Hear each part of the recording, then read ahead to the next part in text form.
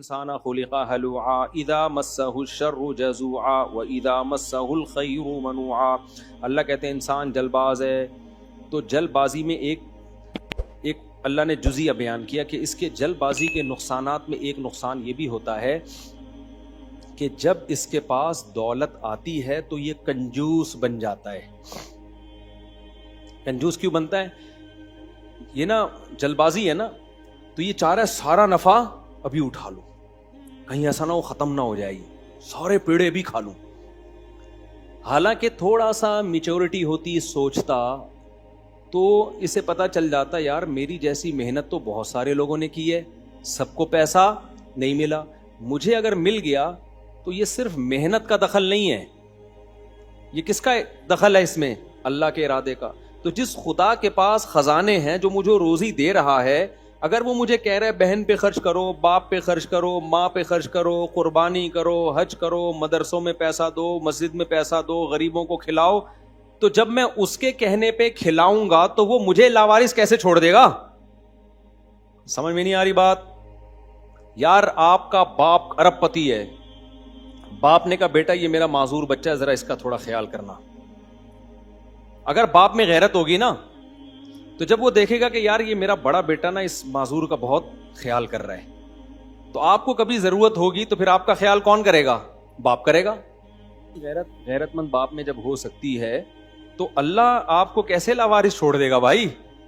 لیکن اللہ کہتے ہیں انسان یہ سوچتا نہیں ہے، بس وہ جیسی پیسہ آیا نا یہ جمع کرو یار، ایک کے دو، دو کے چار بنانے کی فکر کرو، صدقہ خیرات مت کرو اس میں سے.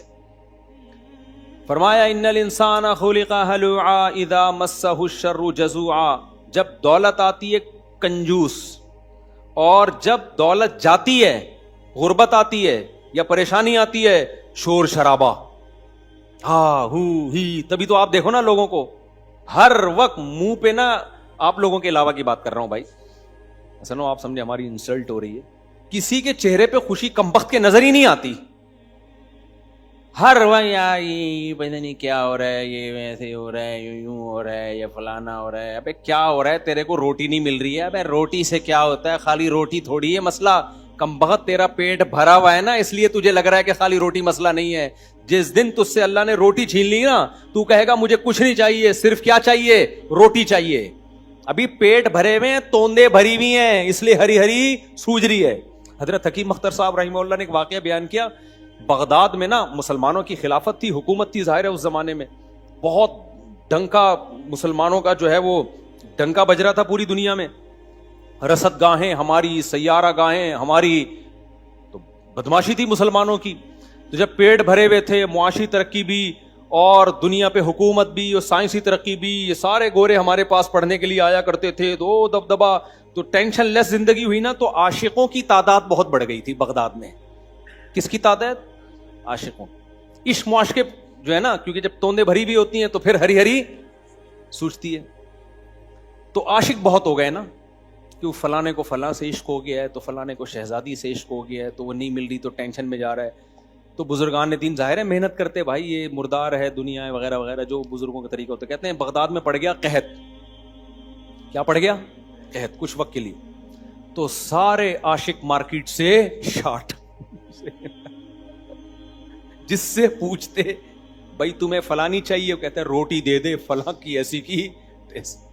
آگے وہ گالی بھی لگا دیتا ہوگا. وہ گئے مجھے کیا چاہیے؟ روٹی، مجھے روٹی چاہیے. تو ہم لوگوں کی توندیں بھری ہوئی ہیں، ہمارے پیٹ بھرے ہوئے ہیں، اس لیے ہمیں ہری ہری سوچتی ہے. دیکھو ٹماٹر والا پتہ ہے خوشی کی زندگی کیوں گزارتا ہے؟ اس کو کچھ زیادہ وہ ایکسپیکٹ کرتا ہی نہیں ہے، زیادہ امیدیں اس کو. اس کے بحریہ ٹاؤن کی بات کریں، وہ خراٹے لے کے سونا شروع کر دے گا. اس کو پتا ہے یار اس ٹماٹر سے میں بحریہ ٹاؤن میں کوئی پلاٹ نہیں لے سکتا. اس سے آپ بات کریں کہ امریکہ کے ویزے کی، اس کو پتا ہے ٹماٹر اس ریڑھی کی بیس پہ مجھے امریکہ کا ویزا نہیں ملے گا. اس سے جاپان کے ویزے کی بات کریں، ٹینشن نہیں لے گا. تو وجہ اس کو توقعات ہی نہیں ہے، لہذا وہ اپنی چھوٹی سی دنیا میں کیا ہے؟ مست. میں تو ملتا ہوں نا ٹماٹر والوں سے بھی. میں اکثر ایک بیان میں واقعہ بتاتا ہوں. ہمارے ایک دوست تو نہیں، میرا دوست بن گیا تھا. وہ لیمن نہیں کھاتا تھا نا، یہ جو کینو مالٹے نہیں کھاتا تھا, میرا گلا خراب ہو جاتا تھا کھاتے ہی. تو مجھے ڈاکٹر نے بولا کہ یہ کھایا کرو, اس لیے گلا خراب ہو رہا ہے کہ آپ کھاتے نہیں, اس میں وٹامن سی ہے, کھاؤ گے تو نہیں ہوگا خراب. تو میں نے دنادن پھوڑنا شروع کر دی, اور پھر ایسے پھوڑے ہیں کہ اب تو کھاتے ہی کینو مالٹے ہوں. اور لیمن کے بغیر اب ہمارا گزارا نہیں. اس دن میں نے بیان میں دکھایا تھا نا کتنا لیمو نچوڑ کے میں نے پیا ہے. تو اب مجھے لیمو مالٹوں کی عادت پڑ گئی تھی نا, میں نے کہا کھاؤ, کیونکہ میں نے بہت عرصے چھوڑا ہوا تھا اس چکر میں کہ گلا خراب ہوتا ہے. تو ایک مالٹے والے سے میری ہو گئی دوستی. روزانہ میں جا کے نا رات کو اس کے پاس, حالانکہ رات کو کھانے کی چیز ہے نہیں ہے, دن میں کھانے کی چیز ہے, لیکن ہم رات کو بھی پھوڑ دیتے تھے. تو میں اس کے پاس جا کے کھڑا ہو جاتا, جا کے 2-4 کینو وہیں کھائے اور وہیں پیسے دی اور پتلی گلی سے نکل لیے. تو میری ہو گئی اس سے دوستی. میں دیکھتا تھا یار یہ بندہ خوش بہت ہے. میرا خیال تھا اس کا یہ سائڈ بزنس ہوگا, اصل میں تو اس کے بحریہ ٹاؤن میں پلاٹ ہوں گے, احسان آباد میں زمینیں ہوں گی, اور ہو سکتا ہے اسلام آباد میں نئے پروجیکٹ. جو اس کے چہرے پہ خوشی تھی نا, اس سے لگتا تھا کہ یہ کوئی بہت بڑی فلم ہے. سائڈ میں ویسی تواضعاً یہ ایک ریڑی لگا رہا ہے. تو ایک دن میں نے اس سے پوچھا, میں نے کہا تمہارا اس کے علاوہ کوئی بزنس ہے؟ اس نے کہا نہیں بھائی, اور ہونا بھی نہیں چاہیے تھا کیونکہ سارا دن تو وہ ادھر ہی نظر آ رہا ہے. میں نے کہا کتنے مالٹے کینو لاتے ہو؟ کہہ رہا صبح یہ ریڑی بھری ہوئی ہوتی ہے, شام کو خالی. میں نے کہا اچھا, کما رہا ہوگا ظاہر ہے, چھڑے چھاٹ کے لیے, پان گٹکے کے خرچے کے لیے ایک ریڑی بہت ہے. تو میں نے کہا کہ آپ کا کہ شادی شدہ ہو؟ کہہ رہے میری بیوی ہے اور پتہ نہیں 7 یا 8 بچے, 10, میں نے پہلے سنا ہے واقعہ, 10 بچے. میں نے کہا 10 بچوں کو اس ریڑی سے پال رہے ہو؟ الحمدللہ. کہہ رہا صبح پیٹ بھرا ہوا ہوتا ہے ان کا, شام کو بھی پیٹ بھرا ہوا ہوتا ہے, اور کہتا ہے میں نے اپنے بوڑھے والدین کو بھی اپنے ساتھ رکھا ہوا ہے. میں نے کہا دوسرے بھائی کیوں نہیں رکھتے؟ کہتے ہیں وہ کہتے ہیں اس غربت مہنگائی میں بچوں کو پالنا بہت مشکل. کہتے ہیں میرا بھائی ہے, اس کے 1 یا 2 بچے ہیں, وہ کہہ رہے ہیں اس غربت میں بچے مت پیدا کرو, مت پالو. تو جو بچے نہیں پالنا تو پھر ماں باپ بھی نہیں پال رہا وہ, کیونکہ ظاہر ہے مہنگائی میں جیسے بچے پالنا مشکل ہے تو ماں باپ پالنا اس سے زیادہ مشکل ہے. تو میں نے کہا گزارا ہوتا ہے؟ کہہ رہے ہوتا نہیں, ہو رہا ہے, کھا رہے ہیں پی رہے ہیں. وہ کیوں خوش ہے اتنا؟ اس نے دنیا سے زیادہ امیدیں نہیں لگائی. وہ کہہ رہے میری ضرورت نا گھر کی ایک چھت ہے, میرے بچوں کو روٹی مل جائے, پڑھائی ہو جائے گی بہت اچھی بات, نہیں تو ہر ایک کو ریڑی دے کے. کیا خیال ہے بھائی؟ اب 5 بیٹے اور 5 بیٹیاں اگر ہوں تو 5 بیٹوں ایک ریڑی سے جب اتنا آ رہا ہے تو جیسے جیسے بیٹا جوان ہوگا تو 5 ریڑیوں سے 5 گنا زیادہ آمدن آئے گی کہ نہیں آئے گی؟ اور میں نے ایسے لوگ دیکھے ہیں جن کے اولاد زیادہ تھی, غریب تھے, بیٹے جوان ہوتے چلے گئے نا تو صرف 5 ریڑیاں نہیں بنی ہیں, پورا سبزی منڈی میں بزنس کھڑا ہو گیا ان کا. اولاد سورس آف انکم ہے, اس میں انویسٹمنٹ اتنی نہیں ہوتی جتنی ارننگ ہوتی ہے. فیملی پلاننگ والے بتاتے ہیں کہ اس میں انویسٹمنٹ تو ہے, ارننگ نہیں ہے. یہ دنیا کا سب سے بڑا جھوٹ ہے, کھوپڑی شریف میں نہیں آ رہی بات. اور غریب کو اولاد کی ضرورت مالدار سے زیادہ ہے. میرے بیان پہ ایک آدمی نے کمنٹس کیا, میں نے کہا کہ تم بچے پیدا نہیں کرتے, بڑھاپے میں کیا خدمت کے لیے بندہ رکھو گے؟ تو ایک آدمی نے کہا ہم بچے نہیں پیدا کر رہے, ہم پیسہ بچا رہے ہیں, بڑھاپے میں ہم کیا رکھیں گے؟ نوکر رکھیں گے, وہ ہماری خدمت کرے گا. اچھا نوکر تمہاری خدمت کرے گا, نوکر اپنے بڑھاپے میں کیا رکھے گا؟ نہیں آئی بات. اس کے پاس کیا, اس کے لیے کیا پیکیج ہے؟ تم تو غریبوں کو زیادہ کہہ رہے ہو کہ بچے کم پیدا کرو, جن کے پاس بڑھاپے میں نوکر رکھنے کے پیسے نہیں ہیں. تو اس سے تو پتہ چلتا ہے غریب کو زیادہ ضرورت ہے اولاد کی. تو یہ کمبخت بڑے بے شرم لوگ ہیں, پھر وہی گالی آ رہی ہے. سارا سیٹ اپ ان لوگوں نے برباد کیا. تو ہم نے اکثر آل اولاد والوں کے چہروں پہ خوشیاں دیکھی ہیں, کیونکہ ان میں اللہ پہ توکل ہوتا ہے. خوشی کا تعلق اس سے نہیں ہے کہ جیب میں پیسے کتنے ہیں. خدا کی قسم لا الہ الا اللہ, مسجد کے ممبر میں بیٹھا ہوں, میں نے فیکٹریوں کے ارب پتی تاجران کروڑ پتی مالکان کو ٹینشن میں دیکھا ہے, کیونکہ اللہ پہ توکل نہیں ہے. وجہ اس کی ہے کہ کھربوں روپے بھی آ گئے, چھننے کا ڈر ہر وقت لگا رہتا ہے ان کو. نہیں آئی بات. اب دیکھو ایک بندے کی فیکٹری, سر پہ ٹوپی, یہ بھی شاید سنا ہوا آپ نے واقعہ, سر پہ ٹوپی, سفید کپڑے, ایسا لگ رہا تھا کہ اس سے دم کرا لے آدمی, اتنا نیک, نمازی, پرہیزگار, مجھے کہتا ہے مفتی صاحب ہر وقت ایک ٹینشن میں ہے. اور مجھے لگ بھی رہا تھا اس کے جس کے چہرے پہ خوشی ہوتی ہے نا, چہرے سے پتہ چل جاتا ہے. کچھ لوگ ہوتے ہیں جب جاؤ گے ایسے کھلا کھلا چہرہ ان کا, لگ رہا ہوگا یار یہ بندہ خوش. کچھ ہوں گے ہر وقت ایسا لگتا توے پہ بٹھایا ہوا ہے کسی نے, چولہا جلا دیا نیچے سے. ایسے لگتا ہے جیسے چولہا توے پہ بٹھا کے نیچے سے چولہا جلا دیا. اچھا میرے بارے میں بھی لوگ کہتے ہیں جو اتنا خوش خوش نظر آتا ہے نا پیسہ بہت ہے. جو میرے 15-20 سال پہلے سے مجھے جانتے ہیں نا, ان کو پتا ہے کہ جب ہم بالکل جیب میں 5 روپے بھی نہیں ہوتے تھے نا, اس سے زیادہ ہی خوش تھے ہم, اس سے کم نہیں تھے. اور خرچے ہمارے دبا کے تھے. یعنی خرچے سے مراد ذمہ داریاں 3 تو میری بہت پہلے سے ہیں, بہت پہلے سے 3 ہیں میری. اور بچے بھی بعد میں, اسپیڈ بہت کم ہوئی ہے میری. اصل میں تو یہ پوری اسپیڈ میں اسکور پورا کافی پہلے کر چکا تھا جب پیسے ویسے نہیں تھے میرے پاس. اس وقت ہم زیادہ خوش تھے.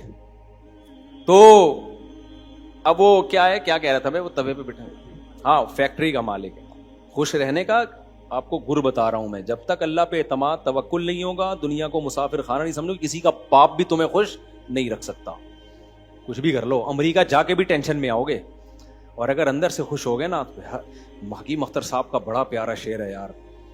وہ فرمایا کرتے تھے, دل گلستاں تھا تو ہر شے سے ٹپکتی تھی بہار. جب دل باغ باغ ہوتا ہے نا, دل میں خوشیاں ہوتی ہیں, تو ہر شے میں بہار ٹپکتی ہوئی نظر آتی. دل بیاباں ہو گیا, عالم بیاباں ہو گیا. جب دل میں گلستان ختم ہو گیا نا, خوشی ختم ہو گئی, تو باغ میں بھی آپ کو خزاں کا موسم نظر آئے گا. بڑا پیارا شعر ہے, دل گلستان تھا تو ہر شے سے ٹپکتی تھی بہار. چاہے خزاں کا موسم بھی ہو نا, اس میں بھی لائف کو انسان کیا کرتا ہے, انجوائے کرتا ہے. تو اور دل بیاباں ہو گیا, عالم بیاباں ہو گیا. تو اندر کی خوشی کا میرے بھائی جیب سے زیادہ تعلق نہیں. میں زیادہ اس لیے کہہ رہا ہوں, تھوڑا سا ہے, تھوڑا سا تو ہے. بالکل ہی خالی ہوتی ہے تو تھوڑی سی ٹینشن ہوتی ہے. تو وہ واقعہ سنا رہا تھا. وہ ایک صاحب اسی مسجد میں بالکل ایسے سفید کرتا شلوار ٹخنوں سے, بالکل سنت کے مطابق آدھی پنڈلی تک, اور ایسے نیٹ کلین. اچھا میرا ان کے ساتھ 1 ہفتے سے ٹاکرا ہو رہا تھا. مجھے لگ رہا تھا کہ یہ بندہ کوئی ایسا لگ رہا ہے کہ لطیفہ سناؤ ہنسی نہیں آتی جس کمبخت کو, اس کا مطلب وہ ٹینشن میں ہے نا. کیا خیال ہے بھائی؟ تو مجھے لگا کہ یہ ٹینشن ہے اس کو. تو میں نے ان سے ایک دن کہا, خود مجھے کہنے لگے مفتی صاحب آپ سے ایک بات کرنا چاہتا ہوں. بہت پرانا قصہ ہو گیا, اس کو نہیں پتا چلے گا کہ اس کی بات ہو رہی ہے. یہ سارے ایکسپائر قصے میں سنا رہا ہوتا ہوں, 10 سال پرانے, جو بڈھے ہو چکے ہوں گے یا ان کی حافظہ ویسے بھی اتنی ٹینشن میں, حافظہ 10 سال پرانا قصہ یاد نہیں رکھتا. مجھے کہنے لگے مفتی صاحب میں بہت ٹینشن میں ہوں. میں نے کہا تجھے کیا ٹینشن ہو گئی ہے؟ سمجھ رہے ہو, کہا نہیں لیکن دل چاہ رہا تھا کہ ابے تیری فیکٹریاں چل رہی ہیں, تیرے پاس گاڑی دیکھ تو اتنی بڑی. غصہ تو آئے گا نا. تیرا گھر میں کوئی جھگڑا نہیں ہے, بیوی بچے خوش. میں نے کہا کیا مسئلہ ہو گیا بھائی صاحب؟ کہنے لگے کہ یار مجھے ہر وقت ایک خوف رہتا ہے, میری اتنی بڑی فیکٹری ہے, نقصان نہ ہو جائے. کیا نہ ہو جائے؟ کیونکہ واقعات تو ہوتے ہیں, کھرب پتی لوگ روڈ پہ آ جاتے ہیں, ہم نے خود اپنی زندگی میں دیکھی. تو کہہ رہا مجھے بھی ڈر ہے کہ اگر یہ سب ختم ہو گیا تیرا کیا ہوگا کالیا. سمجھ رہے, انہوں نے تو نہیں کہا, میں کہہ رہا ہوں میرا کیا بنے گا. تو میں نے ان سے کہا, میں نے کہا دیکھو آپ دیندار ہو ہی نہیں, آپ دیندار. صالح علیہ السلام تھے, ہود علیہ السلام تھے نا, تو انہوں نے اپنی قوم کو کیا نصیحت کی کہ تتخذون مصانع لعلکم تخلدون. پیغمبر کا کام برائیوں سے روکنا ہوتا ہے نا. پیغمبر نے کہا اے میری قوم تم گھر ایسے بناتے ہو جیسے تم نے اس میں ہمیشہ رہنا ہے. حرام پیسوں سے بنا رہے ہوتے نا تو چلو بات ہے, وہ حلال پیسوں سے ایسے گھر بنا رہے تھے. کیسے؟ پہاڑوں کو چھینی ہتھوڑا لے کے تراشتے تھے. کتنی محنت لگتی ہوگی یار. ایک ہوتا ہے سیمنٹ بجری لا کے 6 مہینے میں بلڈنگ کھڑی کر دیں, سمجھ میں آتا ہے. ایک چھینی ہتھوڑے لے کے سنگ مرمر کی چٹانوں کو تراش رہے ہیں, کچن بنا رہے ہیں, بیڈ روم بنا رہے ہیں, محل بنا رہے ہیں. یار کتنا ٹائم اور اتنی مضبوط عمارت کہ وہ ختم نہیں ہو سکتی, اب تک ہیں وہ عمارتیں. میں نے ترکی میں بھی دیکھے ہیں ایسے غار. انہوں نے کہا کمبختو تم نے 4000 سال زندہ رہنا ہوتا تو اتنی محنت سمجھ میں آ رہی ہے, کتنے سال زندہ رہ لو گے, 50 سال 100 سال, اس حساب سے گھر بناؤ نا. لعلکم تخلدون, ایسے لگتا ہے جیسے تم نے دنیا چھوڑ کے کبھی جانا ہی نہیں ہے. کافر یا جو بے وقوف اور احمق مسلمان وہ دنیا کو مسافر خانہ کمبخت سمجھتا ہی نہیں ہے. ہر شخص 90 سال کے لوگ میں دیکھ رہا ہوں پلاٹ خرید رہے ہیں, گھر بنانے کی باتیں کر رہے ہیں. 60 70 سال میں. بھائی تم رہ کتنی گئی ہے تمہاری زندگی کتنی رہے گی؟ میں آپ کو اپنا بتاؤں, میں 50 سال کا ہونے والا ہوں, مجھے رہ کے خیال آتا ہے یار اب گھر کیا بنانا. میں ہو سکتا ہے بنا لوں اپنے بچوں کے لیے, اپنے لیے تو مجھے لگتا ہے بے وقوفی. ابے آپ 50 سال تو گزر گئی, رہ کتنے گئے؟ صحیح ہے نا, 10-20 سال بہت زیادہ رہ گئے ہوں گے. تو کیا 10-20 سال کے لیے کیا کروڑوں روپے پھونک کے آدمی بیٹھ جائے کہ میرا گھر میری اینٹ ہے؟ جنازہ اٹھتے ہوئے تکلیف ہی ہوگی. کیا خیال ہے, کرائے کے گھر سے جنازہ اٹھا چل بھائی ختم. ہاں اپنے 20 بچوں کے لیے اگر اللہ نے گنجائش دی ہے تو ٹھیک ہے, سوچ لے کہ چلو یار میرے بعد ان کو کوئی گھر میسر ہو. اپنے لیے تو ہمیں ابھی تک نہیں آیا, اب بھی نہیں آتا ہمیں تو. اور یہ تو جب ہے جب میرے بھائی, جب یقین بھی ہو کہ 20-30 سال زندہ رہیں گے. یہاں تو کراچی میں تو ڈاکوؤں کا اتنا راج ہے, 1 سیکنڈ کی خبر نہیں. آج بھی ایک ڈاکو نے بندہ مار دیا, پھر سندھ گورنمنٹ کہتی ہے ہمارے خلاف. میرے اس بیان پہ سندھ گورنمنٹ نے بہت احتجاج کیا, وہ نہیں میں نے 27ویں رات کو بیان کیا تھا. مجھے سندھ حکومت سے کوئی بیر نہیں ہے. میں نے کہا تھا نا 27ویں رات کو سندھ حکومت کے خلاف بد دعا ہوگی. کن لوگوں کے خلاف؟ سندھ حکومت میں ہر شخص کے ہم خلاف نہیں ہیں. میں نے بد دعا کا ان لوگوں کے خلاف کہا جو اس قتل کے ذمہ دار ہیں.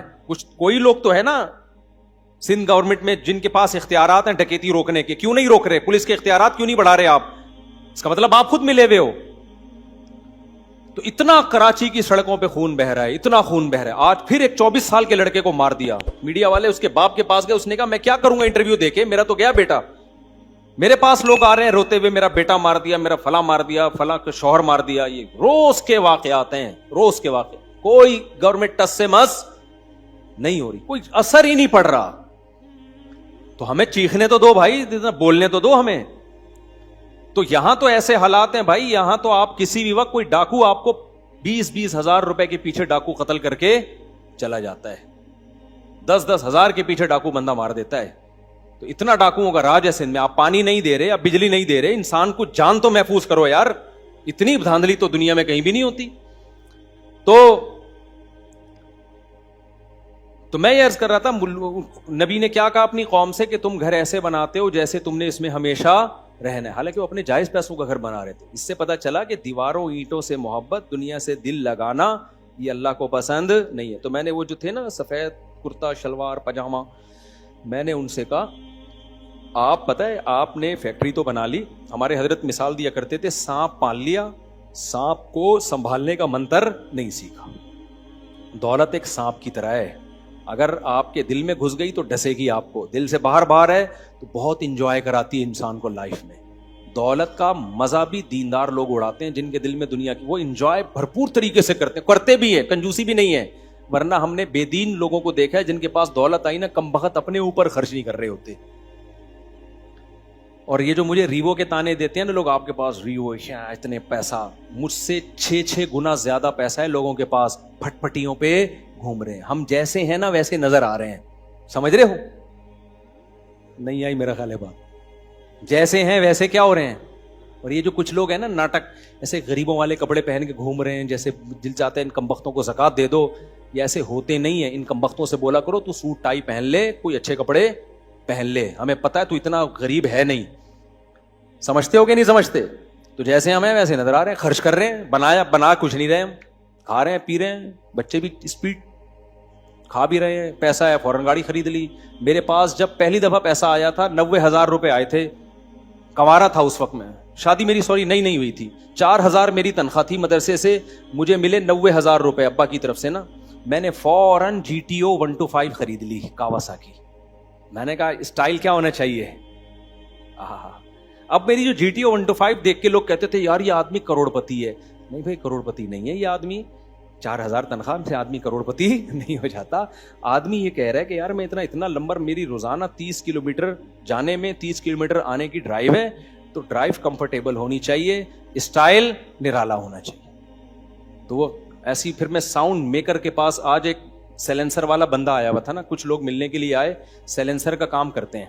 مجھے اپنی GTO 125 یاد آ گئی.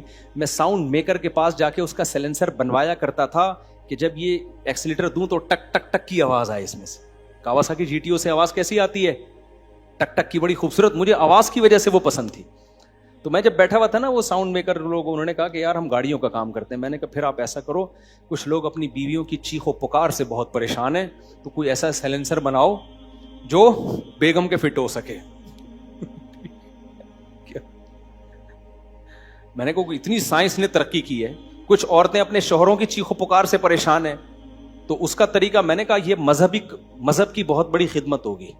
آج عصر کی بات ہے, کہہ رہے ہیں کیسے ہوگی. میں نے کہا دیکھو بھائی, اللہ میاں نے کہا ہے ان انکر الاصوات لصوت الحمیر, آوازوں میں سب سے بری آواز گدھے کی ہوتی ہے, کیونکہ گدھے کا بات کرنے کا اسٹائل ٹھیک نہیں ہوتا, بات ٹھیک ہوتی ہے, چیختا بہت ہے. وہی بات آرام سے کہی جا سکتی ہے, لیکن پورا پھیپھڑوں میں نا ہوا بھر کے پوری اسپیڈ کے ساتھ نکالے گا گدھا.